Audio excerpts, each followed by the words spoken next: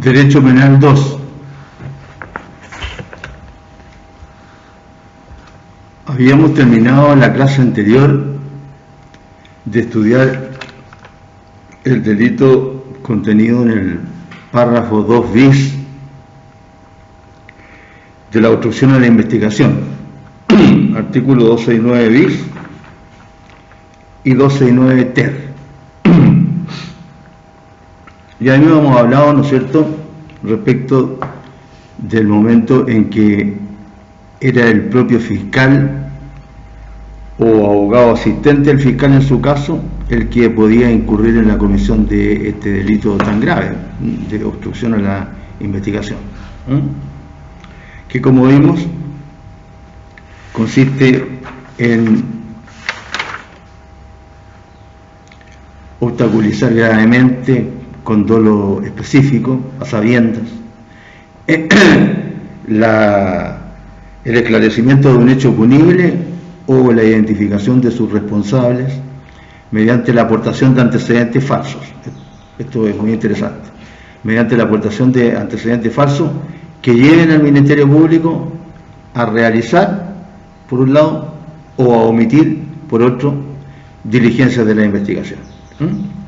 En eso consiste el delito de sujeto indeterminado, en donde la acción que se castiga es obstaculizar gravemente el esclarecimiento de un hecho punible o la determinación de sus responsables. Bien, y como dije, veíamos también el caso en que era el propio Ministerio Público o el abogado asesor del Ministerio Público el que incurría en esta conducta. Entonces, siguiendo con nuestro itinerario, nos corresponde ahora analizar el párrafo tercero de este título de los crímenes y simples delitos contra el orden y la seguridad pública cometidos por particulares. ¿A qué se refiere este párrafo tercero? Se refiere a una situación que en cierta medida ya hemos analizado antes, claro que desde no diré de otro punto de vista, porque todo se trata del derecho penal, pero por lo menos refiriéndose a otros tipos legales, a otros tipos legales. Es decir, la acción que se castigaba tenía por objeto proteger otros bienes jurídicos. Estamos hablando entonces de la rotura de sellos, de la rotura de sellos. ¿Y de qué sellos vamos a hablar ahora? Anteriormente, dentro de estas concordancias que uno tiene que ir haciendo en el código, sobre todo para acordarse y saber mejor la materia al final. Antes habíamos hablado de la rotura de sello, por ejemplo, respecto de la protección de las garantías constitucionales. Y habíamos tocado indirectamente la rotura de sellos o cierros a propósito de la protección de la garantía constitucional de mantener, ¿no es cierto?, el secreto de los papeles y documentos que tienen las personas. Y por eso el 146 sancionaba al que abriera o registrara la correspondencia o los papeles de otros sin su voluntad. Cuando la ley habla de abrir o registrar, está, sobre todo tratándose de abrir la correspondencia, está, ¿no es cierto?, refiriéndose a que se tiene que romper al menos el cierre. ¿De qué? Del sobre que contiene la correspondencia o el telegrama. Así que ya nos habíamos referido a esto, como digo, a propósito de esta garantía constitucional. Y después también nos habíamos referido, en el caso del artículo 155, de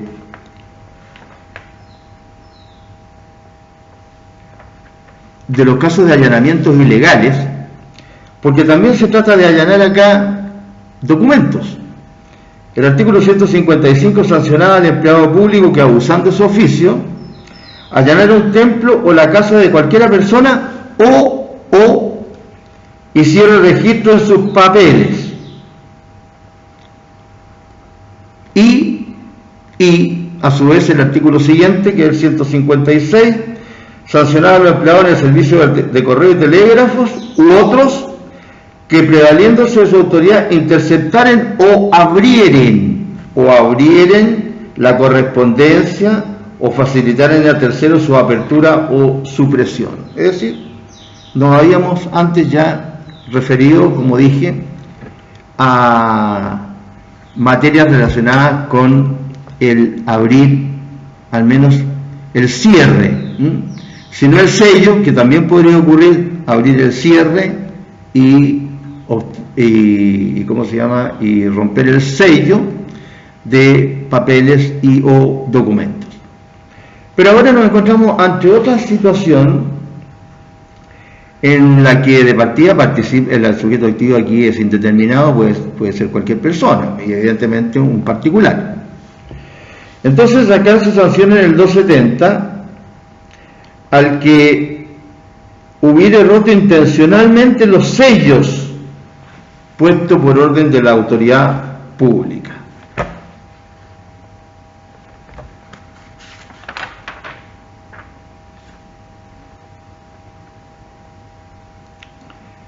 Se me había quedado en el tintero otro recuerdito, antes de seguir adelante, otro recuerdito que es el del artículo 243, 244 y 245, también relacionado con esta materia, que se refieren a lo siguiente, en el párrafo séptimo del título anterior, que se refiere a la infidelidad en la custodia de documentos. En el 243 se sanciona al empleado público que, teniendo a su cargo la custodia de papeles o efectos sellados por la autoridad, quebrantare los sellos o consintiere en su quebrantamiento. Es decir, aquí hay un empleado público, ¿no es cierto? No, que no es el caso de ahora, en donde es un particular, pero en relación, ¿no es cierto? Allí había, en este 243, un empleado público que estaba encargado de la custodia de papeles o efectos sellados por la autoridad y quebrantare los sellos o consintiere que un tercero lo haga, que el quebrantamiento de los sellos. También sancionaba al guardián que culposamente diere lugar a que ocurriera lo mismo, que se quebrantaren los sellos que le habían sido, los documentos que contenían los sellos que le habían sido confiados. Y luego en el 244 se sanciona al empleado público que abriera o consintiere que se abran sin la autorización competente papeles o documentos cerrados cuya custodia le estuviera confiada. Aquí estamos hablando, ¿no es cierto?, de documentos, ¿no es cierto?, papeles que le estuvieran confiados, y el empleado público abre o consiente que otro abra. Es decir, acá el caso anterior era de romper los sellos, ahora consentir en que se abran los cierros. Y en el 245 se sanciona a los particulares encargados accidentalmente del despacho, custodia de documentos o papeles por comisión del gobierno o de los funcionarios a quienes hubieran sido confiados aquello en razón de su oficio y que dieren el encargo ejerciendo sus atribuciones. Es decir, también a los particulares, pero tratándose, ¿no es cierto?, de ciertos documentos o papeles por comisión del gobierno, que por comisión del gobierno los tiene un particular. Bien, entonces, ahora sí, ya nos habíamos referido a materias relacionadas con esto. Estoy leyendo el código para la relación.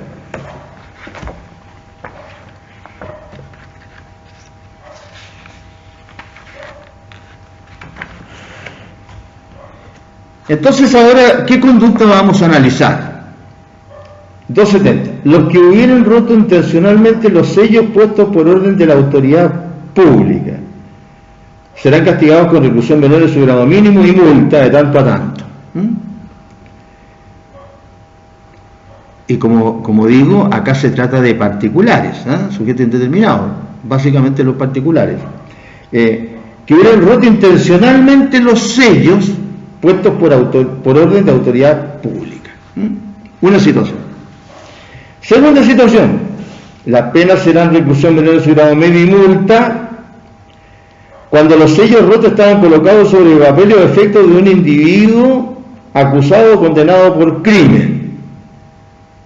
Aquí hay una situación bien específica, ¿no es cierto? Se están violentando los sellos colocados sobre papeles o efectos de un individuo acusado o condenado por crimen. Así de ahí tenemos dos situaciones.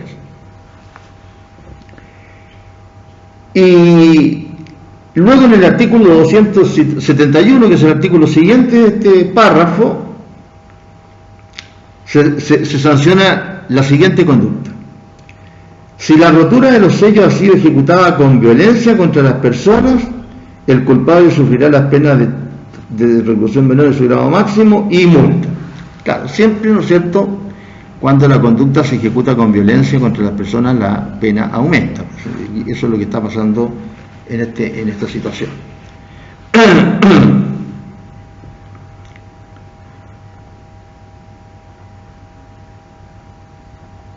Bien, digamos algunas cuestioncitas relacionadas con estas conductas que sanciona la ley. Los que hubieran roto intencionalmente los sellos puestos por orden de la autoridad pública. Bien, esto ocurre muchas veces, ¿no es cierto? Y comúnmente las situaciones en las que más logramos verlos en la práctica, ¿no es cierto? Bueno, salvo el caso ahora que estamos, ¿no es cierto?, con esta pandemia que no se puede salir, pero no se pueden apreciar bien todas las cuestiones que pasan. Pero lo más común es estos casos de clausuras de establecimientos. Clausuras de establecimientos. O por el Servicio de Impuestos Internos o por la autoridad sanitaria, por un lado. Y por otro lado, tenemos los casos en que se pretende resguardar algún sitio. Normalmente el sitio del suceso. Pueden ser otros también, pueden ser otros sitios. Pero normalmente el sitio del suceso, es decir, el sitio en donde ocurrió un delito. Crimen o simple delito. Un delito. Bien, entonces, aquí se trata de sancionar a este sujeto activo indeterminado que hubiera roto intencionalmente, es decir, con doble específico, los sellos puestos por orden de la autoridad pública. Es decir, el sujeto sabe que estos sellos son, si pudiéramos decir, oficiales. Los puso la autoridad pública.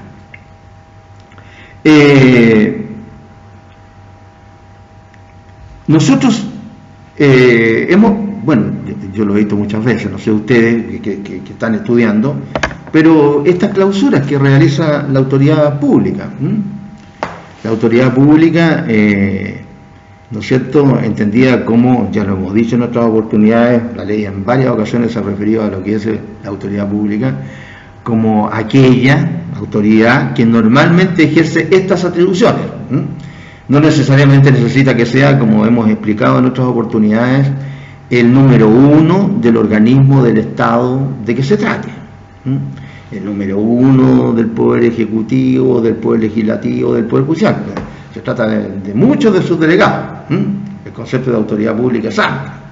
Entonces, en estos casos, la autoridad pública, ¿no es cierto?, viene a ser el funcionario público correspondiente que tiene la facultad para clausurar un local que, por ejemplo, no ha pagado los impuestos, o quien no tiene patente para funcionar, o que habiendo sido sancionado por alguna infracción anteriormente es reincidente, etcétera, etcétera. Y entonces, en ese caso, el Servicio de Impuestos Internos, ¿no es cierto?, clausura el local y coloca los sellos correspondientes en el local, coloca una especie de manifiesto así, ¿no es cierto?, una hoja normalmente que tiene, está impresa, que dice clausurado este local por tal cosa, y ahí en letra más chica se dice por qué está clausurado. Y al sellito ese, ¿no es cierto?, se le colocan normalmente unas franjas más grandes para que, ¿no es cierto?, cubra un espacio dentro de la cortina que tiene el local, normalmente la cortina metálica, porque se lo deja cerrado para que no siga funcionando. Eso en relación con el ejemplo de esta clausura que realiza el Servicio de Impuestos Internos. También ocurre con la autoridad sanitaria. Ahora, ¿para qué decir? ¿No es cierto? La autoridad sanitaria, imagínense ustedes la cantidad de locales que habrá clausurado por la pandemia, básicamente. No cumplir las normas relacionadas con la pandemia. Pero antes de la pandemia también ocurrían estas clausuras de la autoridad sanitaria. De la autoridad sanitaria.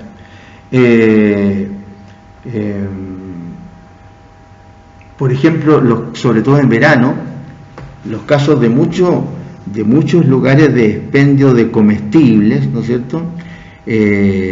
Sobre todo en verano, como digo, de productos del mar, que se encontraban con problemas los productos del mar, en descomposición, o si no estaban en descomposición les faltaba muy poquito, porque tenían mucho tiempo, pescados y mariscos que estaban ya habían muerto hacía días, ¿no es cierto? Y bueno, así que se procedía a la clausura de estos negocios. También de otro tipo de locales de comestibles, ¿cómo se llama? Veíamos nosotros en la televisión hace un poco antes de la pandemia, ¿no es cierto?, que también en verano, donde por el calor, ¿no es cierto?, es más difícil mantener las cosas salubres, saludables, mejor dicho, veíamos que se cerraban locales incluso de cadenas internacionales, algunas sucursales o incluso en Santiago, ¿no es cierto?, de comida rápida, porque no estaban funcionando como correspondía. Bien, de estos sellos se trata, ¿no es cierto? De estos sellos se trata, porque el sujeto indeterminado, que normalmente es un particular, vendría normalmente a ser o el dueño, o el representante del dueño, o algún trabajador, etcétera, ¿no es cierto?, hubieran roto intencionalmente los sellos puestos por orden de la autoridad pública. Ahí está la situación. Entonces, tenemos que nos encontramos con situaciones bien precisas de rotura de sellos, ¿no? Sellos con S y doble L, ¿no? Después el artículo 270 en su inciso segundo, sanciona con reclusión menor en su grado medio y multa, aumenta un grado la pena, cuando los sellos rotos, también hay que leerlo, ¿no es cierto?, entero, los sellos rotos intencionalmente estaban colocados sobre papel o efectos, por la autoridad pública, sobre papel o efecto de un individuo acusado o condenado por crimen. Claro, ¿por qué? Porque con esto, ¿no es cierto?, se van a, si no se van a deshacer completamente las pruebas, al menos se va a romper la cadena de custodia y va a resultar beneficiado no solamente el que ya fue condenado, sino que también el que puede estar en vías de ser condenado porque está ya acusado. Es decir, ya se ha cumplido con un trámite importante dentro de la tramitación del proceso penal. Así que nos encontramos con una situación específica acá, de rotura de los sellos colocados sobre papeles sobre papel o efecto de un individuo acusado o condenado por crimen, dice la ley, es decir, una pena que empieza en los 5 años y un día y termina en los 20. O puede tratarse de una pena indivisible también. un presidio perpetuo. Bien. ¿Qué objetivo tiene entonces? Todavía nos queda el 271, que es más simple de explicar, pero ¿qué objetivo entonces tiene esta postura de sellos puestos por la autoridad pública? ¿Qué objeto tiene? Tiene por objeto, si ustedes se recuerdan los ejemplos que le coloqué, de la clausura del Servicio de Impuestos Internos, de las clausuras, ¿no es cierto?, de la autoridad sanitaria, del aseguramiento, como se llama, del sitio del suceso, tiene precisamente ese objetivo, asegurar la identidad o conservación de una cosa. Ese es el objetivo, asegurar la identidad o la conservación de una cosa, o el mantenimiento de una situación, que es el típico caso, ¿no es cierto?, del sitio del suceso. ¿Cómo quedó el sitio del suceso una vez que ocurrió el delito? ¿Cómo quedó? Hay que mantener esa situación por un tiempo que va a variar dependiendo, ¿no es cierto?, de las actuaciones que tenga que realizar la justicia. Entonces, ese es el objetivo de poner estos sellos para asegurar la identidad o para asegurar la conservación de una cosa o para asegurar el mantenimiento de una situación. Y el delito consiste, como dice la ley penal, en romper intencionalmente estos sellos puestos por la autoridad. Es decir, no existe delito culposo acá. Se requiere la malicia, el dolo, la intención directa para provocar el resultado que uno desea. El autor, el sujeto activo del delito. Entonces, no hay delito cuando la rotura se produce por culpa o imprudencia o negligencia. Lo mismo ocurre en el caso del artículo 271, que sanciona con mayor pena todavía, es decir, aumenta este simple delito a su grado máximo en la pena, cuando la rotura de los sellos ha sido ejecutada con violencia contra las personas. ¿No es cierto? Siempre la rotura intencional, ¿no es cierto?, pero fue ejecutada ahora con violencia. Entonces, el legislador ahí le asigna mayor pena. Si uno se fija, las conductas son las mismas. La figura es la misma. Lo que pasa es que las personas encargadas del depósito o custodia de papeles o documentos sellados, en los casos a que yo me referí antes como ejemplo, en el caso del 243, por ejemplo, se trata de funcionarios públicos.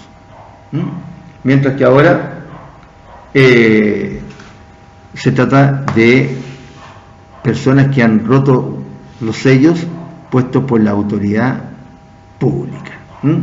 Lo dice la ley, por orden de la autoridad pública. Y el sujeto activo, el hechor, ¿no es cierto?, es cualquiera persona.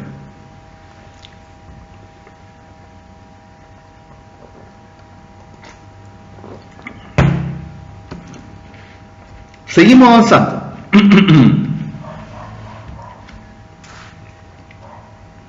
El párrafo cuarto. El párrafo cuarto de los embarazos puestos a la ejecución de los trabajos públicos. Este párrafo cuarto tiene un solo artículo, que es el 272. El 272.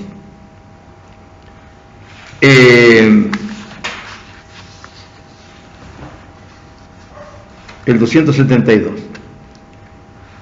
Y contempla una situación que ustedes también la ven normalmente, porque el Código Penal, mejor dicho, las conductas que sanciona el Código Penal, siempre las ve uno. Es decir, no son conductas que no ocurran, siempre las ve. Lo que pasa es que muchas veces o no se denuncian, o se denuncian pero no se pesquisan, o a la gente no les interesa hacer mayor problema y deja que ocurran. De los embarazos puestos a la ejecución de los trabajos públicos, ¿qué conducta sanciona este artículo 272? Fíjense ustedes y piensen antes de que yo se la explique bien rapidito. Fíjense ustedes si han visto ustedes esto o no. ¿A quién sanciona? El que por vías de hecho, actuación, ¿no es cierto?, de la persona, por vías de hecho, se hubiera opuesto sin motivo justificado a la ejecución de trabajos públicos ordenados o permitidos por autoridad competente. ¿A qué se opone cualquier persona? Los particulares, en un momento determinado. Sin motivo justificado a la ejecución de trabajos públicos ordenados o permitidos por autoridad competente. ¿Ya se le ocurrió algún caso? Bien. El típico caso de las empresas de algunos servicios, que ni siquiera son empresas públicas, ni servicios de utilidad pública, son a veces son de utilidad pública, como el caso de la luz, o la energía eléctrica, o el agua potable, ¿no es cierto? Pero otros casos son de simple entretenimiento, como puede ser el cable, o el internet, o el teléfono, que ahora brillan por su ausencia, Ahora a veces no prestan el servicio y igual siguen cobrando. Pero bueno, eso es otra cosa. Entonces, supónganse ustedes que llegan a su barrio, y ¿cómo se llama?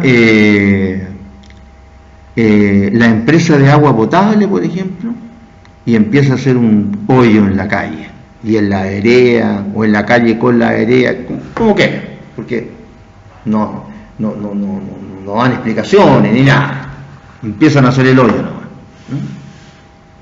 Que por lo demás es un tremendo problema para todos los municipios que tienen que recibir las quejas de la gente, porque esto viene ocurriendo, pero yo creo que desde que se creó este país. Desde que se creó este país y desde que empezaron a pavimentar las calles y a pavimentar las veredas. Pero basta que pavimenten una calle y quede bien bonita después de todo el tiempo que la gente estuvo esperando, ¿no es cierto? La pavimentan, hay que esperar, se lleven los escombros, cuando se los llevan todos, porque siempre dejan algunos escombros, y hasta pintan, ¿no es cierto?, las señales del tránsito, la división de la calle, etc. Ya. Quedó todo muy bonito después que tuvo que esperar ahí la gente en el barrio, a veces meses de meses. Pasa una semana, 2 semanas, ¡pum!, y aparece la empresa de agua potable, que es la que más aparece, y a romper la calle, recién pavimentada. El último caso que me recuerdo más decidor es la pavimentación de 18 de septiembre, todo el sector de 18 de septiembre, más o menos un poco más acá del hospital yendo hacia la universidad, y lo mismo con el caso de Las Tardes.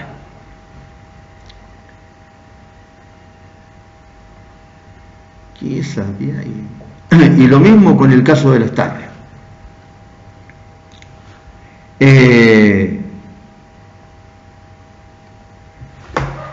Hicieron un tremendo hoyo en 18 de septiembre, hicieron en diferentes lados.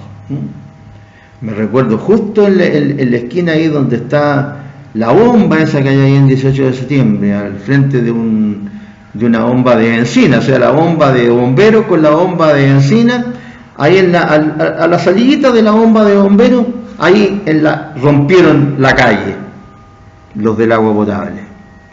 La primera vez. La segunda vez fue cerca, al lado del semáforo, ahí donde cerca de la escuela de nosotros, el semáforo que está ahí en tu capel. Recién pavimentado. Y después no llega la empresa a pavimentar lo que destruyó. Y ahí empiezan, como decía, los reclamos a la municipalidad. Entonces la municipalidad dice: esto no me corresponde, porque a la municipalidad, entre paréntesis, de Arica nunca le corresponde nada, siempre le corresponde a otro, algún ministerio, siempre algún ministerio, y en este caso al Ministerio de Obras Públicas. Y la gente otra vez con la calle mala, cuando, entre paréntesis, la pavimentación de las calles cuesta súper caro. No sé cuánto costaba pavimentar 1 kilómetro de vía pública. Pero son sumas súper altas. Estamos hablando de equivalente a millones de dólares. Lo mismo pasó en Las Tardes. Bien, de esas situaciones se trata, por ejemplo. En el caso del alumbrado eléctrico, los problemas son otros. Sí, a veces hay que romper, sobre todo las veredas, para poner un poste nuevo. El problema de las empresas del alumbrado eléctrico es otro. ¿Cuántos años se le está diciendo a las empresas del alumbrado eléctrico, del cable ese que todos nosotros tenemos arrendada para tener cable, ¿no es cierto? ¿Cuántos años se le están diciendo por diferentes gobiernos que saquen todos los cables que no sirven y que lo único que hacen es recargar cada vez más los postes? Y obviamente es un atentado en contra de la visual. Y ahí está. Y las empresas siguen sin querer gastar un pesito para sacar los cables que no sirven. Porque supónganse ustedes que hay 6 empresas y hay como 30 o 40 cables. Y ahí está. Y si la municipalidad hace algo, ahí le llaman que la municipalidad, que no tiene en cuenta, etc. Estas son cosas a propósito de. Porque muchas cuestiones de calidad de vida, ¿no es cierto?, no se hacen por las empresas y punto. La gente reclama cuando le cortan el servicio y después no le descuentan los días que tuvo cortado el servicio. Sí, porque eso es más evidente. Pero hay muchas situaciones de empresas, de las empresas estas grandes, ¿no es cierto?, que nos dan un servicio y lo cobran. Y lo cobran meses y el servicio no lo dan. Esos famosos triple pack, que le dan internet, le dan el cable y le dan teléfono fijo. ¿Cuánta gente hay que el teléfono fijo no le funciona, pero le siguen cobrando la parte por el teléfono fijo? Entonces en este país hay muchas cosas que no se solucionan porque no se exige que se solucione. Bien, pero la situación es para poner ejemplos. Entonces, acá nos encontramos con que de repente puede llegar una de estas empresas que está autorizada por la autoridad competente para realizar estos trabajos, pero una persona, el sujeto activo, indeterminado, cualquiera persona, se opone a la realización de esos trabajos que, como dice la ley, sin motivo justificado. Se opone sin motivo justificado a la ejecución de trabajos públicos ordenados o permitidos por autoridad competente. Esta autoridad competente, llámese municipalidad generalmente, que es la que autoriza todas estas roturas de calles, de veredas, etcétera, o también puede ser algún ministerio, normalmente. Son menos las situaciones en que, ¿no es cierto?, el Poder Judicial realiza alguna de estas órdenes. Así que normalmente son las municipalidades o algún ministerio. En eso consiste la conducta. Consiste en oponerse por vías de hecho y sin motivo justificado. Sin motivo justificado. Ahora, el motivo justificado va a tener que apreciarlo el juez, ¿no es cierto?, en el caso específico de que se trate, porque los motivos justificados para oponerse pueden ser muchos, de repente, ¿no es cierto?, el hoyo que empieza a ser la empresa X, ¿no es cierto?, a lo mejor va a pasar a llegar a una cañería que se colocó hace poco ahí, como ha ocurrido muchas veces, que la empresa, ¿no es cierto?, por hacer un hoyo rompe una cañería. Entonces, a lo mejor el vecino que sabe que ahí hay una cañería le avisa de que no puede hacer el hoyo porque va a romper la cañería. Entonces, ese es un motivo justificado. O de repente puede haber un árbol ahí, en el lugar donde van a romper. Porque después todas estas cosas no se colocan de nuevo. Se destruyó lo que se destruyó y se destruyó nomás. Bueno, pueden ser muchos los ejemplos. Lo que quiero señalar es que la ley hace exigencias a la persona para que se pueda oponer a la ejecución de un trabajo público que está ordenado o que lo permite la autoridad competente. Y esta persona tiene que oponerse por vías de hecho, ¿no es cierto? Por ejemplo, yendo la misma persona ahí al lugar y decir: yo de aquí no me muevo, si es que ustedes siguen haciendo el hoyo, no me muevo acá. Van a tener que pegarme a mí con el convito, qué sé yo, con la cosa que tienen para romper el piso. Esas son vías de hecho. O colocando el auto, por ejemplo, etc. Esas son vías de hecho. Una actuación, ¿no es cierto?, en el mundo de los hechos. Una actuación personal. ¿Se entiende, no es cierto? Bien. Explicado entonces este párrafo cuarto, vamos a pasar al párrafo quinto. Pero antes de eso, vamos a aclarar más todavía este delito de estos embarazos puestos a la ejecución de los trabajos públicos. Acá se trata entonces de los elementos que tipifican este delito, que ya los explicamos, pero los vamos a repetir más ordenaditos si ustedes quieren. En primer lugar, debe tratarse de trabajos ordenados o autorizados por la autoridad. Si no están ordenados o autorizados por la autoridad, se puede oponer hasta sin justificación, ¿no es cierto? Ya. Segundo, el acto de oposición a trabajos públicos es un delito formal cuando se realiza sin motivo justificado. Es un delito formal porque basta con la sola oposición, por vías de hecho, como les expliqué. Poniéndose uno en el lugar, poniendo el auto en el lugar, poniendo una piedra, poniendo, qué sé yo, vías de hecho. Entonces, se perfecciona por la simple oposición. Aunque no se obtenga el resultado que se pretende, por el que se opone.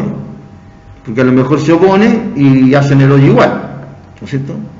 Es decir, no se obtiene el resultado por el que se está oponiendo con justificación. En tercer lugar, como les he dicho, la oposición tiene que ser manifestada por vías de hecho. Comprende actos materiales de violencia contra las cosas o las personas que pueden dar origen a un nuevo delito. Seguramente ahí va a haber un concurso ideal. Puede ser un concurso no material también. No quieren hacer como se llama caso de su oposición justificada, los que vienen a destruir la vereda o como se llama, la acera, con la autorización de la autoridad, pero no quiere hacer caso de la oposición justificada y agrede a el sujeto activo agrede a alguien, ahí le causa algún tipo de lesión. O le rompe el vehículo en el cual llegaron los de la empresa, etc. Delito de lesiones o daños.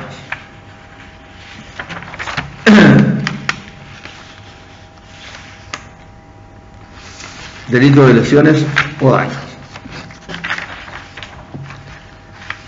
Y en cuarto lugar, el hecho de actuar sin motivo justificado, de actuar sin un título legítimo que autorice la oposición.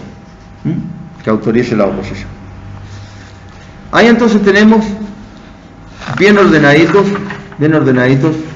los elementos que tipifican este delito de embarazos puestos a la ejecución de trabajos públicos. Embarazos puestos a la ejecución de trabajos públicos. Sigamos. Ahora sí, el párrafo quinto. Contiene dos artículos, el 273 y el 274. ¿Qué dicen estos artículos? 273. Las personas encargadas de provisiones, empresas o administraciones por cuenta del ejército o la armada, o sus agentes que voluntariamente hubieran faltado a sus compromisos, embarazando el servicio que tuvieran a su cargo, con daño grave e inevitable a la causa pública. Con daño grave e inevitable a la causa pública. Y el artículo siguiente dice: si ha habido fraude en la naturaleza, calidad o cantidad de los objetos o mano de obra o de las cosas administradas con daño grave e inevitable de la causa pública, los culpables sufrirán la pena de presidio mayor en cualquiera de sus grados y multa de tanto a tanto. ¿Sí? Tiene pena de crimen este fraude. Bien. Entonces, ¿de quién estamos hablando? Estamos hablando de personas encargadas ¿de qué? De provisiones, empresas o administraciones por cuenta del ejército o de la armada. Por cuenta del ejército o de la armada. O sus agentes que voluntariamente hubieran faltado a sus compromisos embarazando el servicio que tuvieran a su cargo, con daño grave e inevitable de la causa pública. Es decir, acá el Código Penal solo considera delitos cometidos por proveedores, en el fondo, del ejército o de la armada. Solamente esos proveedores. Y sanciona los daños producidos al servicio y los perjuicios económicos que resultan de esos daños.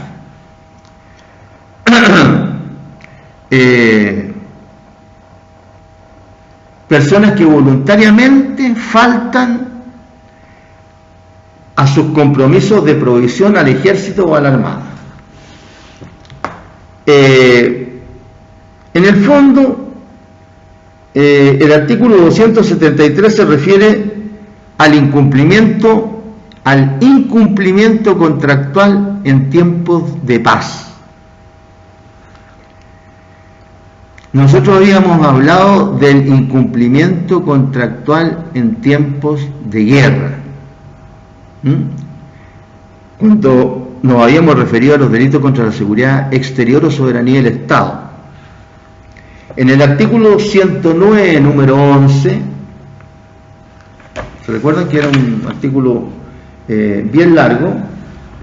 En el número 11 se señala: será castigado con la pena de presidio mayor en su grado máximo a presidio perpetuo. 11. El proveedor que maliciosamente faltara a su deber con grave daño del ejército o armada. Con grave daño del ejército o armada. Era uno de los casos que constituía delito de traición. De traición. Claro, imagínense ustedes que el proveedor del ejército o de la armada hubiera vendido al ejército o a la armada proyectiles, digamos balas para cañones, por decir algo, que no funcionaran. Entonces disparaban los proyectiles y los proyectiles no funcionaban. ¿Qué pasó?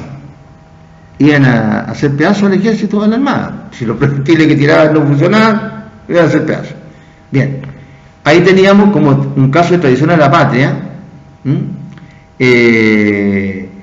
esta situación de los proveedores, ¿no es cierto?, que faltaban al cumplimiento del contrato. Estábamos hablando ahí en tiempo de guerra, ahora estamos hablando en tiempo de paz. Pero la figura es la misma, es un incumplimiento contractual. ¿Por qué? Porque se trata de las personas encargadas de provisiones, ¿no es cierto?, del tipo que necesita el ejército de la Armada. Empresas, lo mismo. O administraciones, por cuenta del ejército de la Armada. Ya.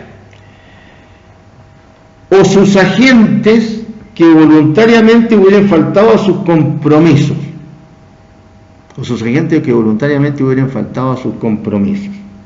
Embarazando el servicio que tuvieran a su cargo con daño grave e inevitable de la causa pública.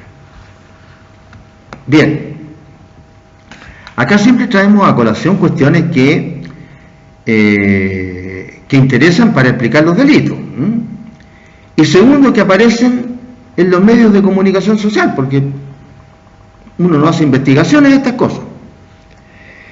Y así como ya parece que se está demorando mucho con este nuevo proceso penal la causa por todas estas estafas, porque hay que decirlo así, al erario público que hicieron en Carabineros, y que hay un montón de... Aquí estamos hablando de altos funcionarios de Carabineros, no estamos hablando del cabo ni del concristo, ni del sargento, estamos hablando de la plana mayor.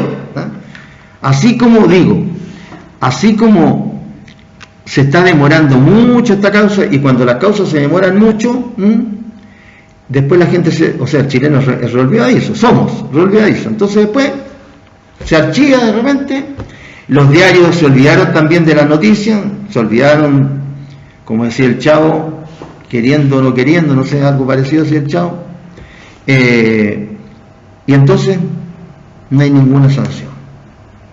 Ejemplo de estas cuestiones de figuras públicas, todos los casos de las platas, ¿no es cierto?, para el financiamiento de las campañas que se están investigando desde la época de la presidenta Bachelet, a todos de los colores políticos.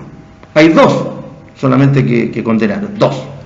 Hay un montón que ahí están pendientes, entre paréntesis uno que ya no figura en la arena política, qué sé yo, y no pasa nada, no avanza. Bien, ¿por qué digo esto? ¿Por qué traigo a colación el no avance en los casos de Carabineros?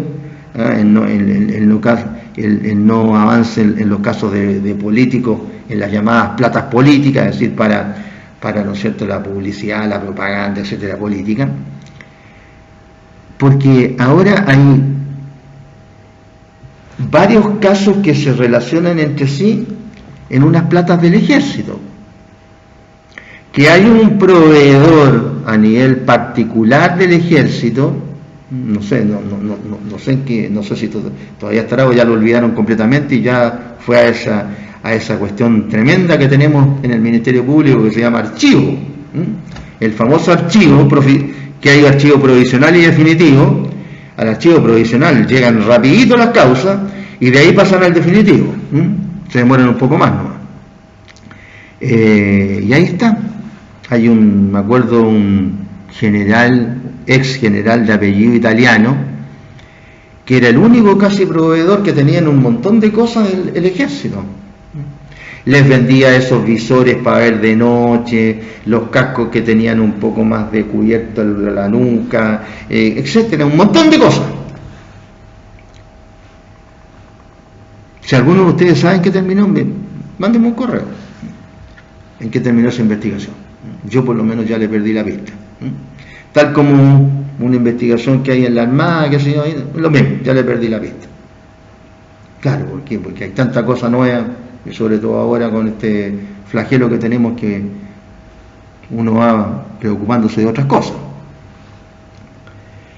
Entonces, este es el caso de un incumplimiento contractual, pero lo que ocurre es que el daño que le provoca el servicio aquí es grandioso, es tremendo, sobre todo en tiempo de guerra, que se sanciona con pena de traición a la patria, con presidio mayor. Ahora estamos hablando de tiempo de paz, pero en el fondo se trata, ¿no es cierto?, de causarle un grave daño al ejército o a la armada por haber cometido un fraude en el fondo con las provisiones, con las empresas o con el encargo que se le hace. Esa es la idea de la conducta que se sanciona. El término fraude se refiere a la falta de cumplimiento de las obligaciones por parte del proveedor en el cumplimiento de los contratos celebrados, incumplimiento que se refiere a la naturaleza, cantidad y calidad de los insumos a entregar. Cuando un proveedor comete estos delitos contra otros servicios públicos que no sean el ejército o la armada, comete simplemente un tipo de estafa de lo que sanciona el título correspondiente dentro de los delitos contra la propiedad en el párrafo correspondiente a las estafas. Aquí estamos hablando, ¿no es cierto?, de el fraude que se comete en contra del ejército y de la armada por el proveedor de que se trate. Eso es lo que estamos hablando en esta situación.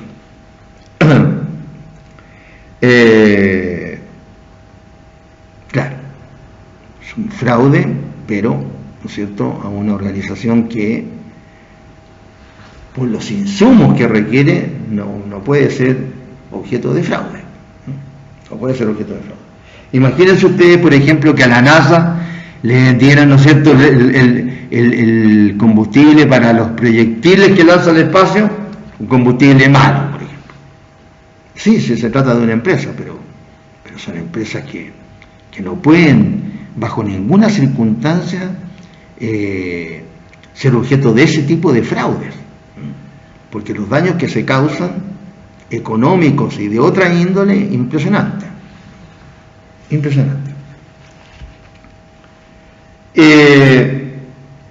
Y en el 274 se dice precisamente eso: si ha habido fraude en la naturaleza, calidad o cantidad de los objetos o mano de obra o de las cosas suministradas con daño grave e inevitable a la causa pública, los culpables sufrirán la pena de presidio mayor en cualquiera de sus grados y multa de 21 a 30 unidades tributarias mensuales.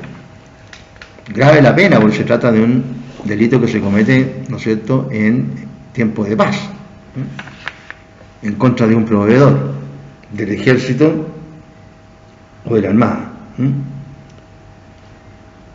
cumplimiento de contrato que tiene pena de crimen en cualquiera de sus grados, llega hasta 20 años, no es menor esto, por la importancia que tiene, ¿no es cierto?, estos servicios para el país.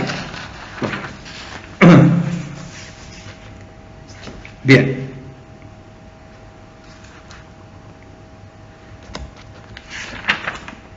Ahora nos corresponde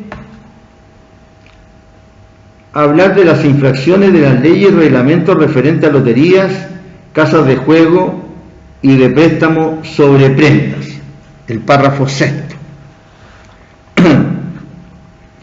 Este párrafo sexto comprende los artículos 275, 276, 277, 278, 279, 280 hasta el 283. Hasta el 283. Y se refieren a diferentes conductas que reciben sanción en relación con el juego.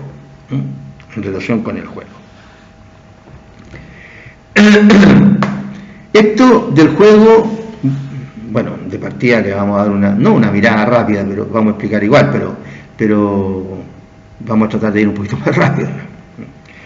Esto del juego, ustedes ya lo habían estudiado en Derecho Civil, porque en Derecho Civil, ¿no es cierto?, se habla de los cuasicontratos, sobre esta materia.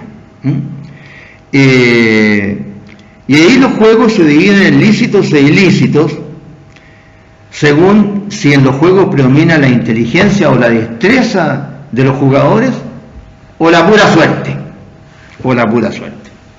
mejor dicho, o simplemente el azar, más elegante, pero la pura suerte. Así que de eso es de lo que se trata. Y el Código Civil distingue entre juegos lícitos y juegos ilícitos. Y para el Código Civil los juegos lícitos son aquellos en los que predomina la inteligencia o la destreza sobre el azar.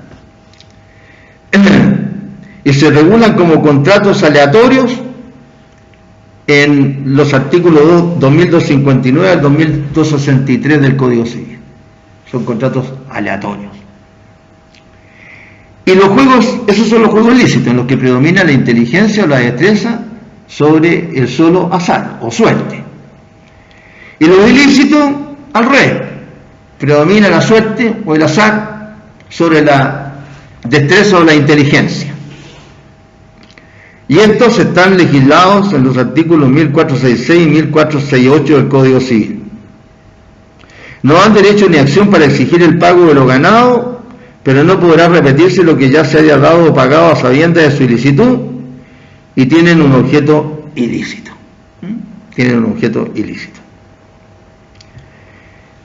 Acá hay 3 grupos de delitos que sanciona la ley: la lotería, las casas de juego y los préstamos sobre prendas. Digamos las cuestiones fundamentales respecto de las 3 situaciones. La lotería primero. Fíjense ustedes, cosa curiosa, y el Código Penal hace una definición o da un concepto de lotería, que parece que como que no es el lugar, ¿no es cierto? Pero para que quede todo más claro, lo hace. Y dice el Código que lotería es toda operación ofrecida al público y destinada a procurar ganancia por medio de la suerte. Eso es lotería. Cualquier operación destinada a procurar ganancia por medio de la suerte. Entonces,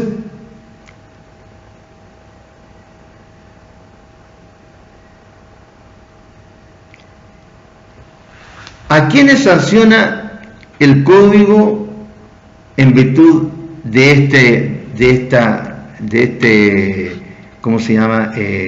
Concepto de lotería? A los que realizan este juego.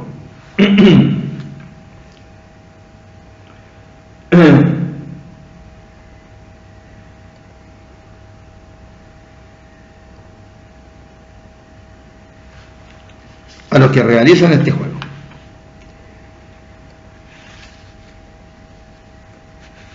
Fíjense ustedes que en el artículo 276 se sanciona a los autores, empresarios, administradores, comisionados o agentes. 5 tipos de personas. O agentes de loterías no autorizadas legalmente.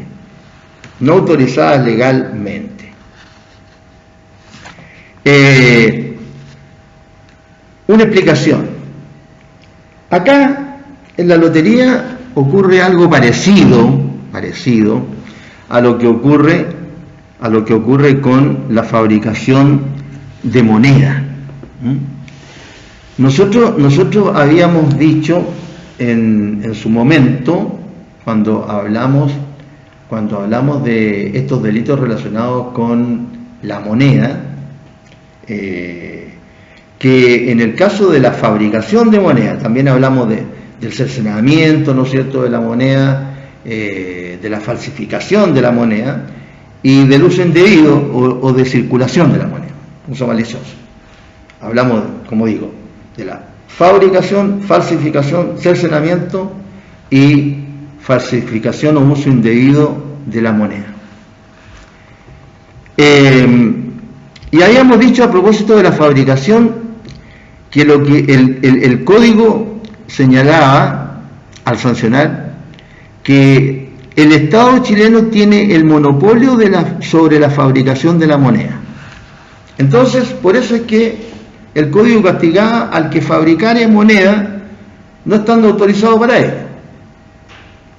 Aunque la moneda, dice, fuera de igual calidad, peso y ley.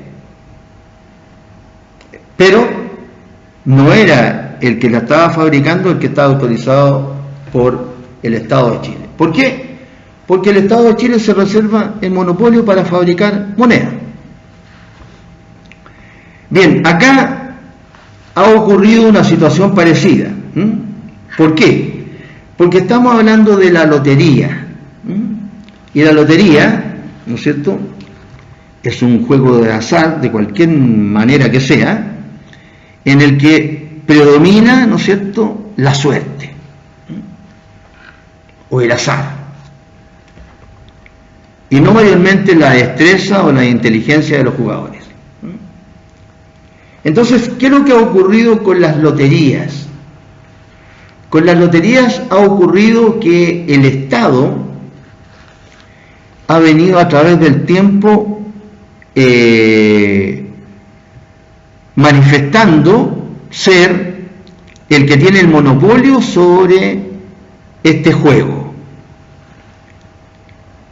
Y para promover algunas regiones del país, desde hace bastante tiempo ya, se fueron creando juegos de lotería respecto de lugares especiales.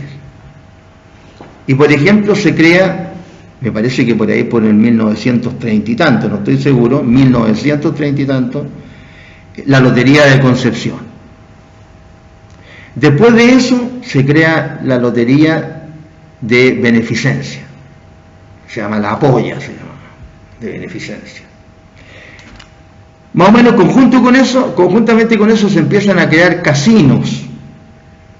Y según tengo entendido, uno de los primeros casinos, si no fue el primero, fue el casino de Viña del Mar. Aquí mismo en Arica se creó en los años 60, en Puerto Libre, el casino de Arica, 1960.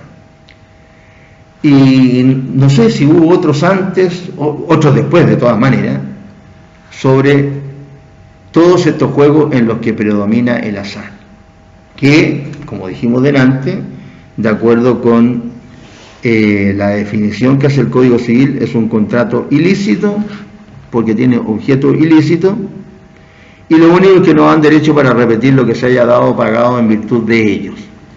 Es un contrato ilícito. Entonces se ha venido abriendo la posibilidad de ejercer estos juegos de lotería de manera autorizada.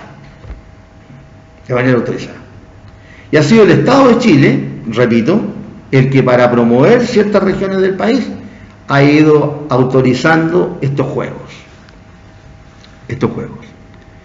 Y fue creando estas loterías y luego, ¿cómo se llama?, los casinos en los que hay los tipos de juegos que tienen que ver con la suerte, ¿no?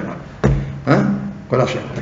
Si ustedes juegan a la ruleta y dicen, a ver, yo apuesto al negro o al rojo, tiene que salir o el negro o el rojo. Claro, usted puede apostar al negro y al rojo, pero en realidad lo que va ganando con uno lo va perdiendo con el otro, así que no sé cómo harán esos que ganan jugando a los dos, no sé. Pero se apuesta al 25 negro o rojo, no sé. Tiene que salir el 25 y usted no puede hacer nada para que la bolita que está dando vuelta ahí caiga en el 25, tiene que tener la pura suerte, a menos que tenga un mecanismo, ¿no es cierto?, que la haya implantado ahí en la mesa y que no sé. Pero parece que es muy difícil. Por eso que todos los casinos tienen tantos veedores o sapos que están trabajando en el casino para que no les ganen a la mala o al casino. Claro. Está lleno de ojos mirando, y están los ojos también que miran, ¿cómo se llama?, electrónicos. Entonces, eso es lo que ha venido ocurriendo. Por eso que se sancionan todos aquellos casos de estas personas, ¿no es cierto?, autores, empresarios, administradores, comisionados, agentes de loterías no autorizadas legalmente. Incurrirán en la multa B y perderán los objetos muebles puestos en lotería. Si están autorizados, Lotería de Concepción, Polla Chilena de Beneficencia, en su momento, ¿cómo se llama? El Quino, ¿cómo se llama? La Polla que había, ¿no es cierto? Eso que se jugaba a los clubes, que fue de lo primero que apareció, etcétera, etcétera. Está autorizado, se puede jugar. Si no está autorizado, no se puede jugar, y ahí se sanciona a esas personas. Bien.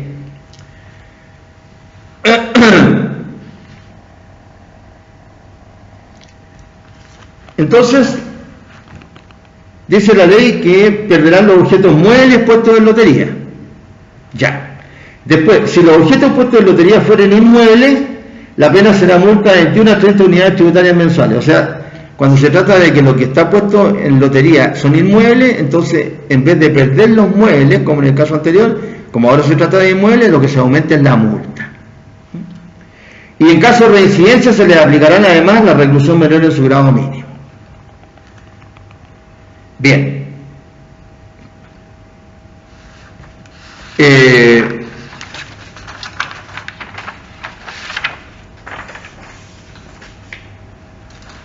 En segundo lugar, tenemos la sanción a las casas de juego.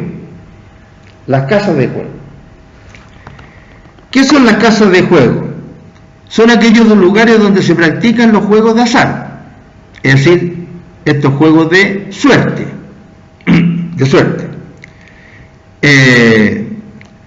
en lugares específicos no autorizados por la ley.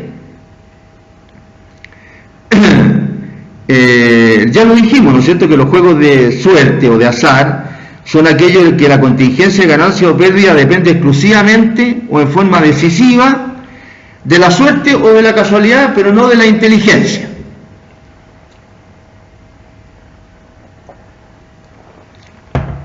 De la suerte o de la casualidad, pero no de la inteligencia. Y estos juegos se sancionan como ilícitos cuando tienen un contenido patrimonial, es decir, cuando existe una apuesta en dinero.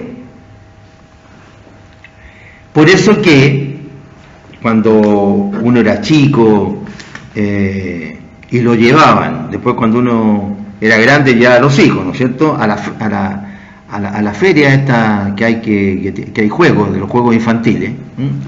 En algunos stands habían algunos juegos, Entonces, para que no lo sancionaran, si uno ganaba, no ganaba plata. Si uno ganaba juguetes, dulces, etcétera, pero no plata. Si ustedes, por ejemplo, le tiran una pelotita, ¿no es cierto?, a botar un mono y lo botan, le dan otro mono, o qué sé yo, al juego que jueguen, no le dan plata. Se jugaba la lotería, esa que uno jugaba en la casa con, ¿no es cierto?, un cartón de cartón, y que hay varios números ahí que son normalmente 15, ¿no es cierto?, y el que le achunta primero se gana la lotería. ¿Qué es lo que le dan? Le dan un tarro de Durano, 2 tarros de Durano, una botella de no sé, pues se podía dar de una botella de trago, no me acuerdo. No le daban plata. Para participar uno sí pagaba plata, porque estaba pagando un servicio, ¿no es cierto? Sí, pero no le daban plata. Bien. Ahora, ¿cuándo los juegos de azar son sancionados? Primero, cuando se practican en casas de juego, y segundo, cuando se realizan en lugares públicos. ¿Cuáles son estas casas de juego en donde se sancionan estos juegos de azar? Los garitos, porque existe una organización y una explotación comercial. Lo dice el artículo 277. ¿A quién se sanciona? A los banqueros, dueños, administradores o agentes de casa de suerte, envite o azar. Serán castigados con reclusión menor en cualquier de su grado y multa de tanto a tanto. Bien. en todas estas películas de gángster de la época de la ley seca, estaba prohibido vender trago y estaban prohibidas las casas de juego. No sé si ustedes, me imagino que habrán visto estas películas, ¿no es cierto? Y por eso es que, como siempre se las ingenian los delincuentes, ¿no es cierto? Habían barcos ahí en estos dos ríos inmensos que son el Mississippi, Missouri, ¿eh? El Mississippi y el Missouri, que en un lugar confluyen, pero bueno, son tremendos ríos. Y según las leyendas, según las películas, la gente se subía, no era un barquito el que andaba, andaban barcos, eran barquitos casinos, estos que tienen la rueda atrás, ¿no es cierto?, que tienen ese sistema para avanzar, desde que se inventó la máquina de vapor, ¿no es cierto? Bueno, y se subía, supóngase usted, a las 9 de la noche o a las 10 de la noche, y el barquito regresaba al lugar donde lo había subido a las 6 de la mañana. Y mientras tanto, todo el mundo adentro está en un casino flotante, pero flotante que no estaba estacionado, sino que avanzaba. Bien, entonces se sanciona a diferentes tipos de personas: banqueros, dueños, administradores o agentes de ¿qué? De casas de juego de suerte, de casas de juego de envite o de casas de juego de azar.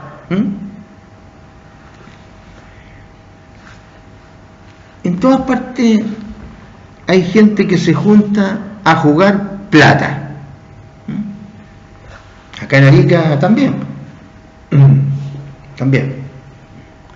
Y eso está prohibido. Hay gente, ahora como hay casinos en todas partes prácticamente, no tiene mucha gracia jugar en las casas. Antes, cuando estaba prohibido y no había casinos, había gente que perdía lo que tenía en estos, ¿cómo se llama?, tugurios, en estos garitos, porque lo que usted pierde en el juego, como no se lo pueden cobrar en los tribunales, se lo van a cobrar directamente. Ahí no se trata de la justicia con la venda, ahí se trata de la justicia por mano propia, o por medio de testaferros, o por medio de estos que inventaron los colombianos, que matan por la espalda y matan. ¿Cómo se llama? Así que es complicado esto de los garitos, es complicado.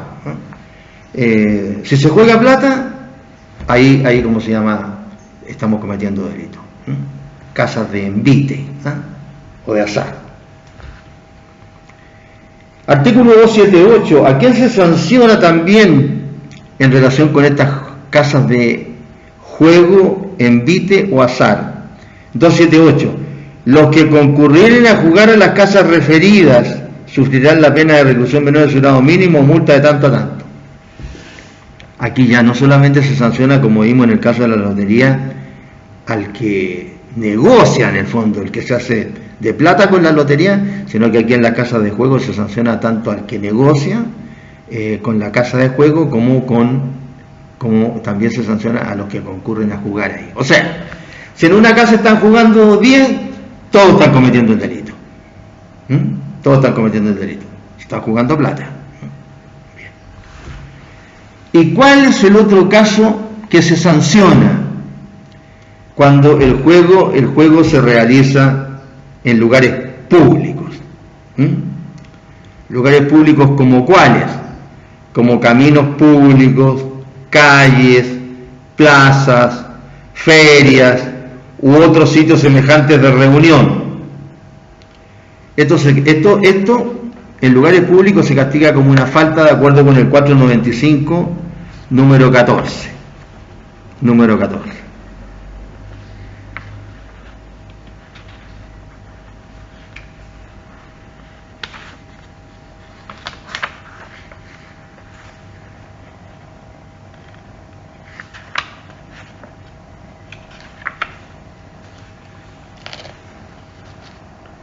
será castigado con multa de 1 unidad tributaria mensual. Número 14.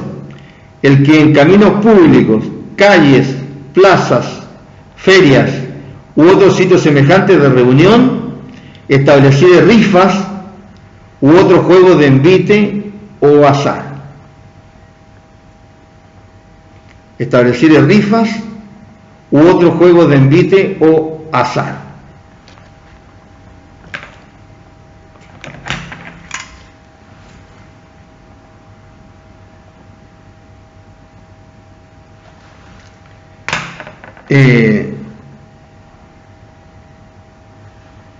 Según el artículo 279, el dinero de efectos puestos en juego y los instrumentos, objetos y útiles destinados a él caerán siempre en comiso. Todos los dineros requisados en estos lugares caen en comiso.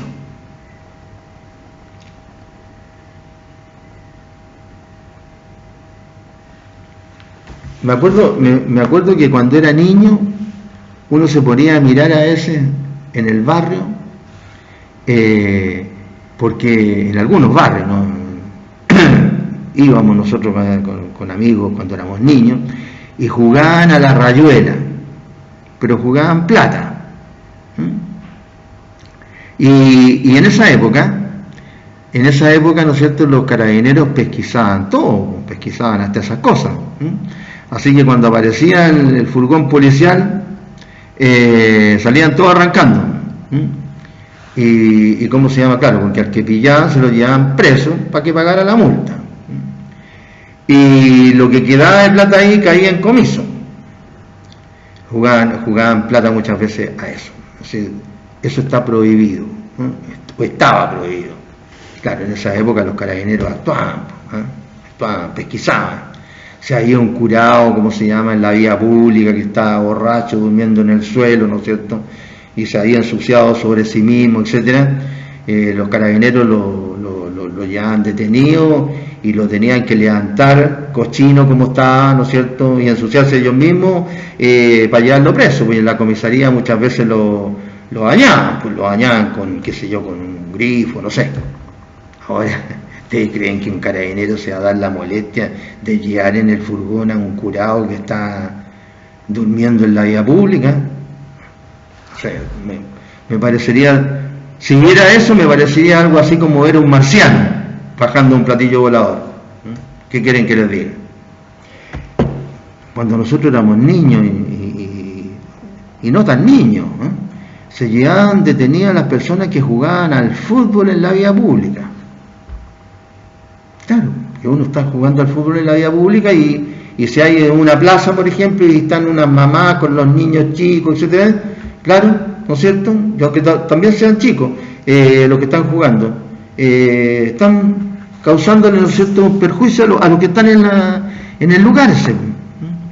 Ahora también eso ¿qué es lo que se hace ahí? No se hace nada. Son mejores tiempos ahora, porque ahora, ¿no es cierto?, hay, ¿cómo se llama?, alto celular, harto computador, ¿no es cierto? ¿Son mejores tiempos? Seguramente.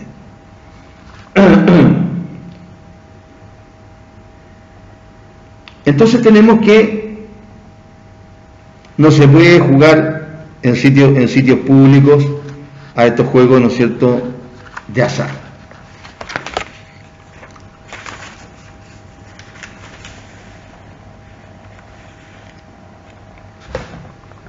Y por último, en este tercer grupo de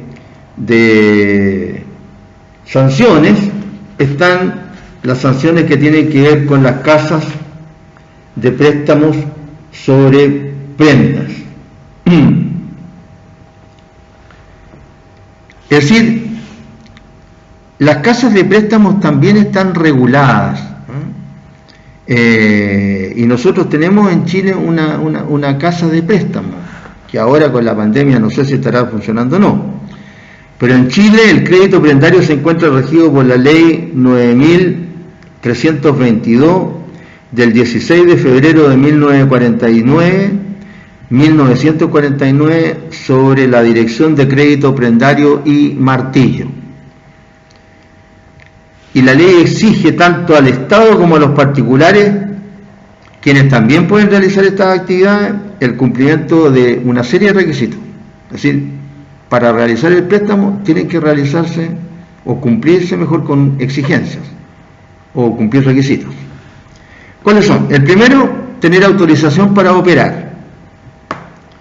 El segundo, llevar contabilidad. Y el tercero, cumplir con las condiciones de conservación y realización de la prenda, siendo en este caso una prenda con desplazamiento.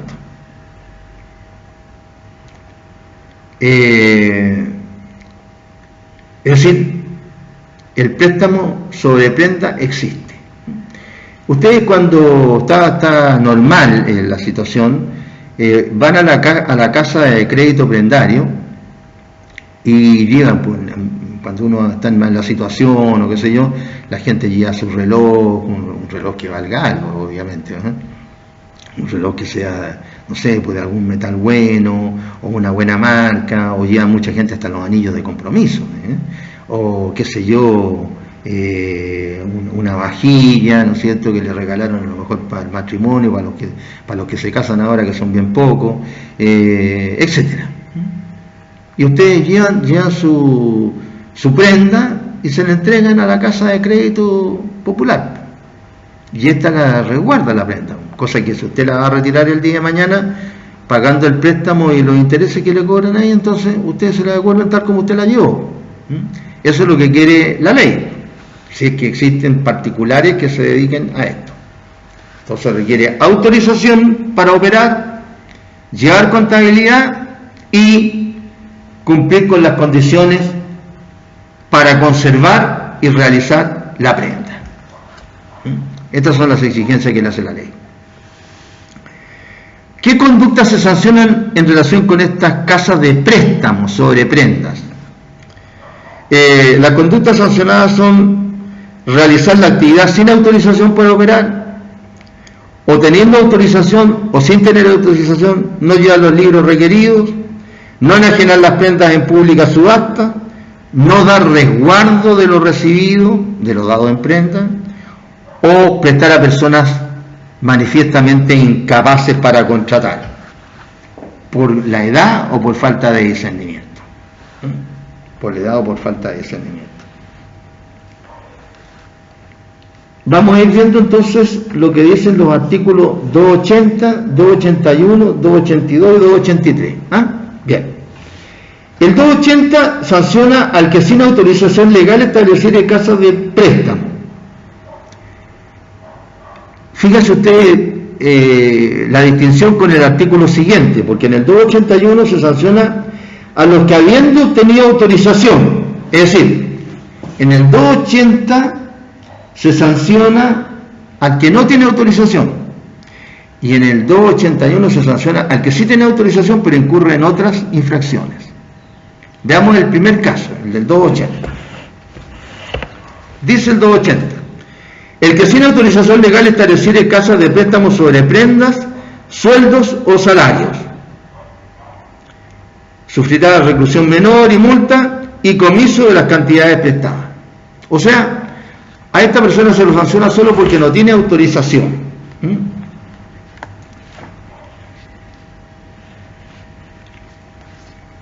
Solamente por eso. No tiene autorización para operar la casa de prenda. Ahora vamos a ver el caso del que sí tiene autorización pero incurre en otras infracciones.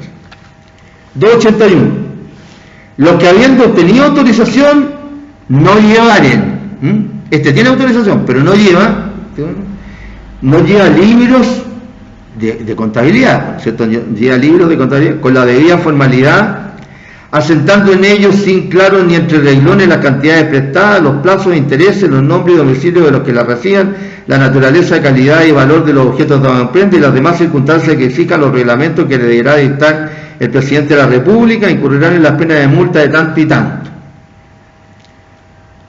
Bueno, no sé, ustedes si están en cuarto año, no sé en qué parte de derecho comercial ustedes irán, pero yo me recuerdo que en derecho comercial se enseñan a los comerciantes y los libros que deben llevar los comerciantes. Entre ellos están una serie de libros de contabilidad.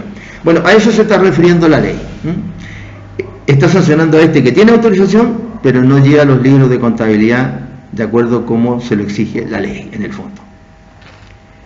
Las mismas penas se impondrán a los que no hagan la enajenación de las prendas con arreglo a la ley y reglamento. Claro, si es que lleva los libros de contabilidad, ya, este cumple con tener la autorización, lleva los libros de contabilidad, como lo dice la ley o el reglamento, pero la prenda misma, llegado el caso, no la enajena de acuerdo con las leyes o los reglamentos.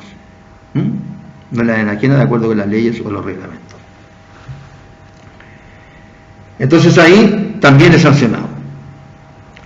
El otro caso es el del que les señalé también, el del prestamista que no diere resguardo de la prenda o seguridad recibida.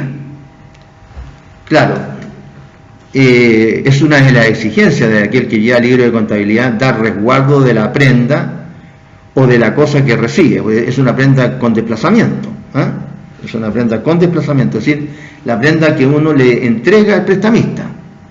Se desplaza de uno, sale de uno y va a parar al prestamista, y este tiene que guardarla para resguardarla y entregarla cuando sea requerida por el pago.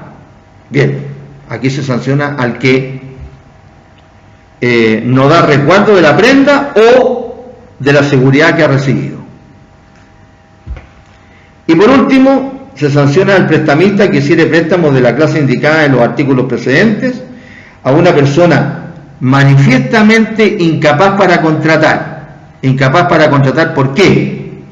Por su edad, si se nota que es un niño, por ejemplo, si es menos de 18 años, o se le pide el carnet y no tiene, o parece que tiene menos de 18 años, o tiene de frente menos de 18 años en el carnet, o falta de discernimiento, o sea que se note, ¿no es cierto?, que padece de alguna lesión de tipo cerebral que demuestra en los hechos que es una persona incapaz. O sea, no se puede aprovechar ni de un niño ni de un tonto.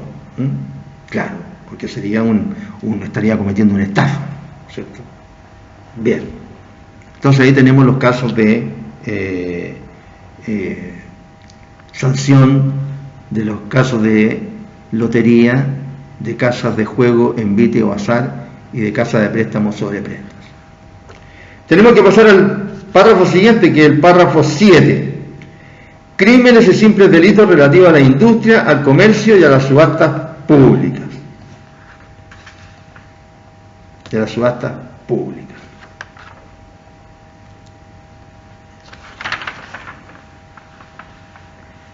En este artículo, en estos artículos, mejor dicho, se sancionan algún tipo de conductas diversas que guardan relación con la industria, con el comercio y con las subastas públicas. En primer lugar, la que se denomina la comunicación fraudulenta de secretos de la fábrica o comercio, artículo 84. Se sanciona al que fraudulentamente hubiere comunicado secretos de la fábrica en que ha estado o está empleado. Esta es una práctica, un tipo de práctica desleal que desde el punto de vista del Código del Trabajo está sancionada con el despido también. Bien, acá está sancionado como delito el hecho de comunicar fraudulentamente secretos de la fábrica o del comercio. El sujeto activo es indeterminado, el que fraudulentamente, ¿cierto? Normalmente va a ser un trabajador de la fábrica, creo yo, ¿no? Normalmente. Después, el otro caso se trata de lo que se denomina la alteración por medios fraudulentos de precios que fueron objeto de contratación. Este es el caso de la tan famosa colusión que al final esta industria del papel, ¿no es cierto?, estafó a medio Chile por medio de esta colusión, y creo que al final nos tocaron como 6 lucas a cada chileno, ¿no? Ahora, ¿dónde fueron a parar esas 6 lucas? ¿O cómo las distribuyeron o no? No tengo la menor idea. Si alguien la habrá recibido. Si alguien la habrá recibido. Así que las empresas siempre ganan. Ya ganan con la sanción que se les impuso, y con lo que ganaron ilícitamente. Artículo 285. Los que por medios fraudulentos consiguieren alterar el precio natural ¿de qué? Es decir, por medios fraudulentos consiguen alterar el precio natural, o sea, el precio que corresponde de acuerdo con las leyes de la competencia. Consiguen alterar el precio natural ¿de qué? Del trabajo, de los géneros, de las mercaderías, de las acciones, de las rentas públicas o privadas o de cualquiera otras cosas que fueran objeto de contratación. Sufrirán la pena de reclusión menor de su grado mínimo a medio y multa de 6 a 10 unidades tributarias mensuales.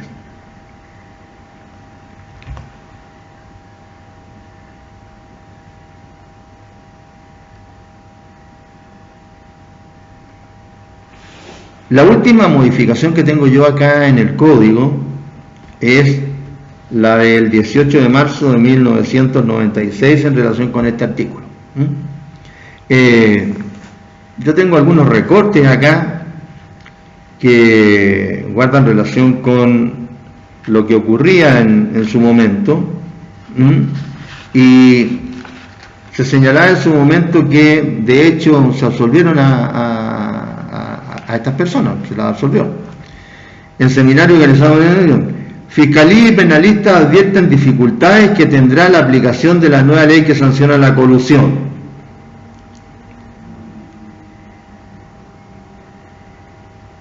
Porque con este artículo, que viene de la época del Código, se hizo un informe por un profesor de Derecho Penal de la Escuela de Derecho de la Chile, hijo de un profesor que tuve cuando yo estaba estudiando, se llaman igual,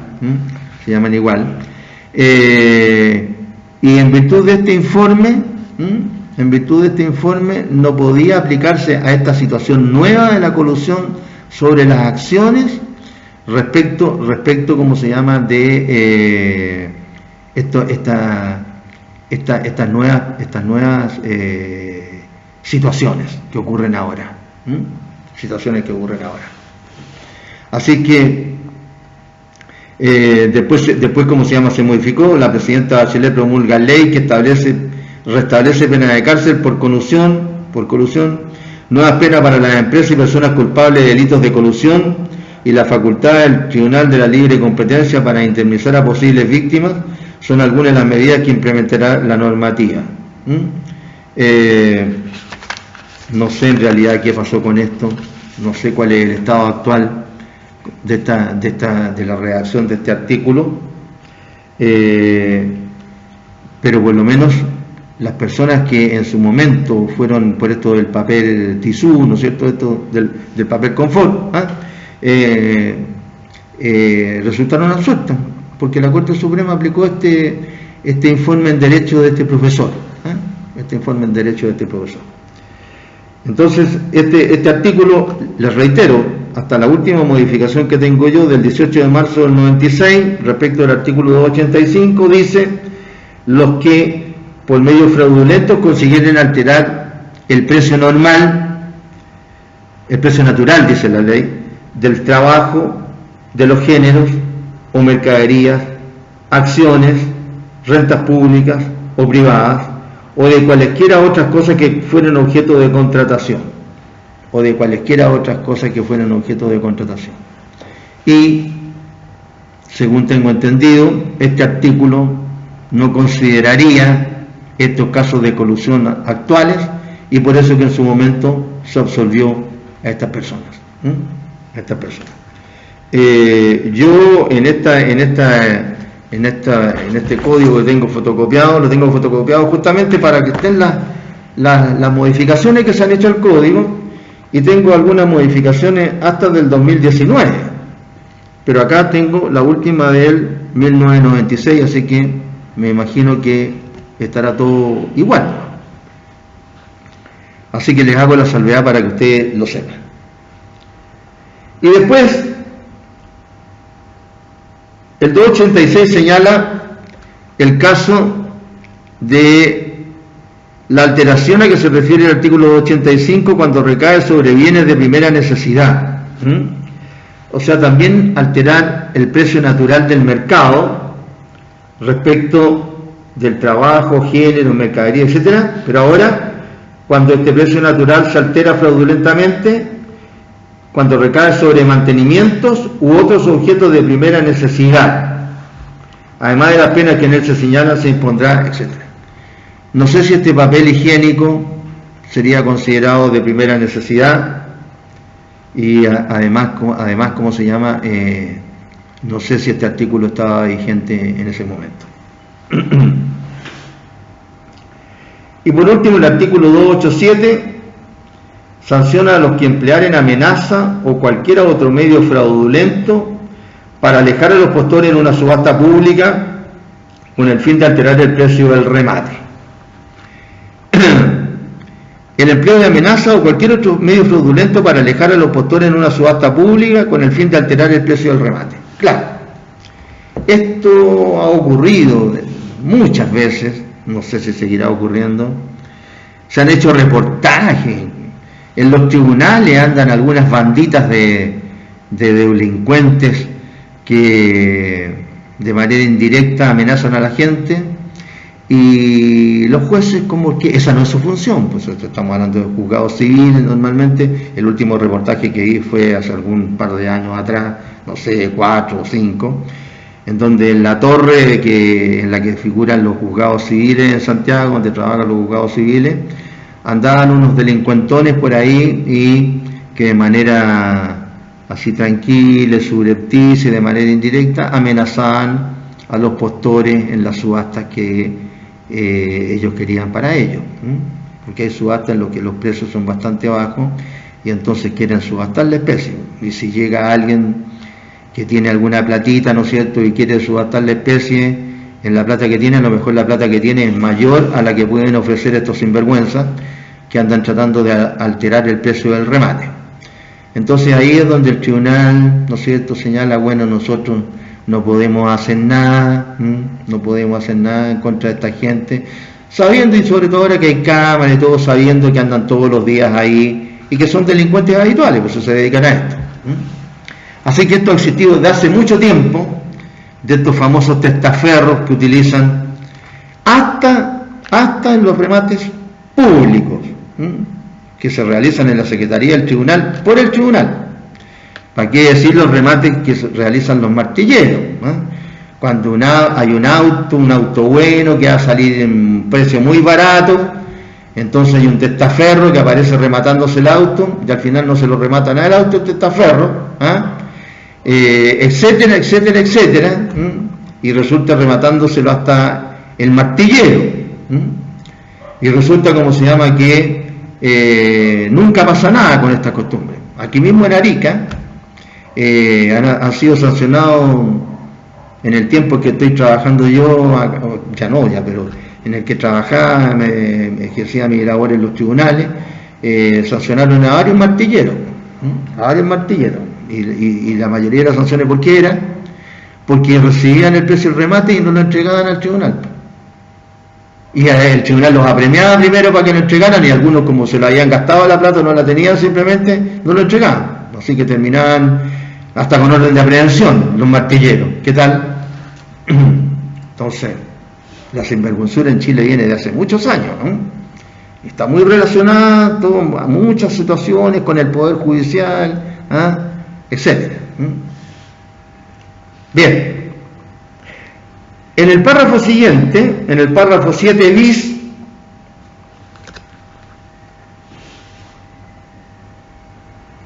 se creó este párrafo hace poco tiempo, el 2018, que se denomina de la corrupción entre particulares, que tiene por objeto sancionar ¿cómo se llama?, tanto a un empleado o mandatario como a aquel que no es empleado o mandatario, sino que viene de afuera, en el precio a realizar una especie de cohecho, para interferir en las ofertas, Yo les he contado a veces los cuentos, ¿no es cierto?, de cómo se abren las ofertas en las licitaciones públicas, porque yo participé en su momento, el año 92, en la licitación pública del Casino de Arica, que se hacía en ese momento. Y les he contado en algunas clases, ¿cómo se llama?, de lo que ocurre en estos casos. Y la idea es mantener el principio de igualdad de los oferentes. ¿Sí? Todos los oferentes tienen que entregar en el tiempo y en la forma que señale el organismo que va a realizar la licitación, tiene que entregar el oferente su oferta, en sobresellado, lacrado, etc. Y esta oferta debe abrirse el día y a la hora de la licitación, que también está fijada, de manera pública. Eso es lo que quiere la ley preservar, que no haya ninguna injerencia ni del funcionario hacia afuera, ni de afuera hacia el funcionario. Y por eso que se crearon estas dos figuras penales. Ahora el 2018. O sea, todas figuras de corrupción. Y cuando se crean estas figuras es porque está ocurriendo esto, o si no, no se crearían. Artículo 287 bis. El empleado o mandatario que solicitare o aceptare recibir un beneficio económico o de otra naturaleza para sí o un tercero para favorecer o por haber favorecido en el ejercicio de sus labores la contratación con un oferente sobre otro, será sancionado. Para favorecer o haber favorecido la contratación de un oferente sobre otro. O sea, se prefiere a un oferente sobre otro. Porque este empleado o mandatario del empleado solicita o acepta recibir para el futuro, no tiene por qué recibirlo en el momento, solicita o acepta recibir un beneficio económico de otra naturaleza para sí o un tercero. ¿Por qué? Para favorecer o por haber favorecido en el ejercicio de sus labores la contratación con un oferente sobre otro. Es decir, hay algo para callado, ¿no es cierto?, ahí, para que se beneficie a un oferente sobre otro. Es el propio empleado, entonces, o el mandatario del empleado, el que solicita o acepta recibir. Ahora el caso contrario, del que viene de afuera, atentar al empleado. 287 ter. El que viene, ofreciere o consintiere en dar, ¿no es cierto? Este no es empleado ni mandatario del empleado, sino que el que viene a atentar al empleado o al mandatario del empleado. El que viene, ofreciere o consintiere en dar a un empleado o mandatario un beneficio económico de otra naturaleza para sí o un tercero, para que favorezca o por haber favorecido la contratación con un oferente por sobre otro. Es decir, la conducta es la misma. Lo que cambia es el sujeto activo. La conducta es la misma, cambia el sujeto activo. Favorecer a un oferente sobre otro. Será castigado con reclusión menor en su grado medio en el caso del beneficio dado o ofrecido, o reclusión menor en su grado mínimo en el caso del beneficio consentido. O sea, si no le alcanzaron a dar la plata, tiene menos pena que si ya se la dieron. Además, se le sancionará con las penas de multa señaladas en el artículo precedente. En fin, avance de la corrupción. Por eso que se van creando figuras nuevas. Es casi igual que los delitos de cohecho que vimos, o, ¿cómo se llama?, de tráfico de influencia, etc. Está claro, este párrafo 7i fue agregado por ley 21.121 del 20 de noviembre del 2018.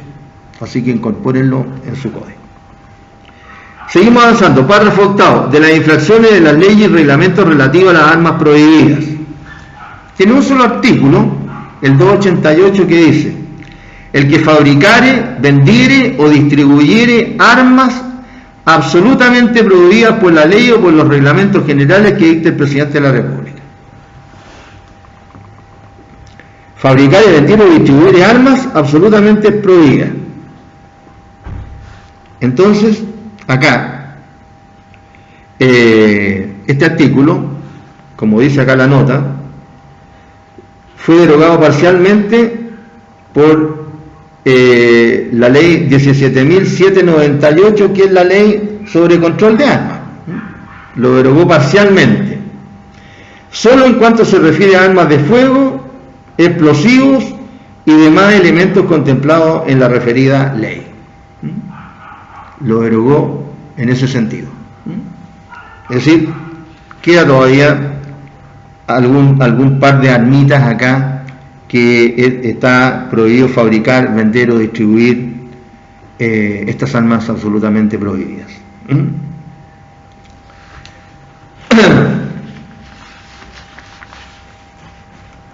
Y por último,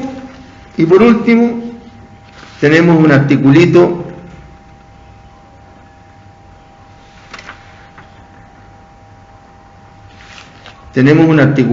que fue agregado el 2004 por la ley 19.975, que es el 288 bis, que se refiere a las armas cortantes o punzantes. Ojo con esto, porque está prohibido el porte en ciertos lugares de estas armas. No solamente usarlas, exhibirlas, portarlas. Y puede que nos falte el chistosito que a lo mejor un amigo le facilitó, o le mostró, qué sé yo, iba a hacerse el choro, ¿no es cierto? Una de estas que, no sé cómo se llaman, unas que se dan vuelta, un tipo de cortapluma así, vaya a aparecer con una de esas armas cortantes o punzantes, porque puede terminar en la comisaría, ¿no es cierto?, preso. Y Carabinero a veces no sabe de quién es la mariposa, y cómo se llama, y se lleva a él, al amigo y a lo que sea. Así que portar, así que vamos a leer esta disposición. El artículo 288 bis del 2004 dice: el que portare armas cortantes o punzantes en recintos de expendio de bebidas alcohólicas que deban consumirse en el mismo lugar, o sea, discoteca. Portar armas cortantes o punzantes en depósitos de bebidas alcohólicas que deban consumirse en el mismo lugar, entre otros, ¿no es cierto?, discoteca. Y el inciso segundo: al que en espectáculos públicos, en establecimientos de enseñanza o envío a espacios públicos en áreas urbanas portare dicha arma cuando no pueda justificar razonablemente su porte.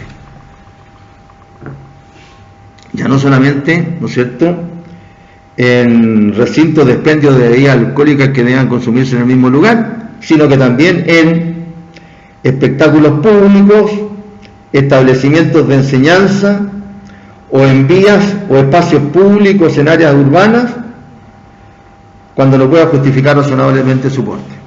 Si anda con esas armas en espectáculos públicos o en establecimientos de enseñanza, no veo cómo pueda justificar su porte de un arma cortante o punzante. ¿Para qué vamos a decir de un estilete? O punzón. Basta con una mariposita, no, o cualquier tipo de cortapluma. Y el único caso sería de que poder justificar razonablemente su porte en espacios públicos, en áreas urbanas. Claro, va por la calle, ¿no es cierto?, y lo detienen, y va con una tremenda cuchilla, ¿no es cierto?, y a lo mejor trabaja en una carnicería, o trabaja en un supermercado, que se iba en la sección carnicería. Y ahí puede decir, claro, va a tener que mostrar, ¿no es cierto?, el certificado de trabajo, o llamarán a su empleador, no sé, ahí sí. Pero difícil de justificar en establecimientos de enseñanza, o en espectáculos públicos, o en, bueno, ahí no siquiera necesita, no hay justificación para los lugares que son, como se llama, recintos en que deban consumirse las bebidas en el mismo local. Bien, en la próxima clase comenzaremos con el párrafo 9, delitos relativos a la salud animal y vegetal.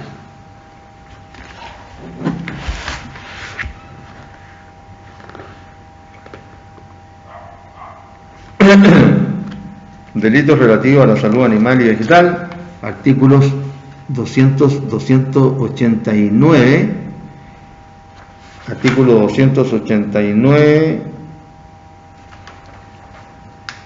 290, 291, 291 bis. Y también trataremos las asociaciones ilícitas, las amenazas de atentado contra las personas y propiedades y la evasión de los detenidos. La evasión de los detenidos. Y si alcanzamos, veremos los crímenes y simples delitos contra la salud pública. Bien, jóvenes, nos vemos en la próxima clase.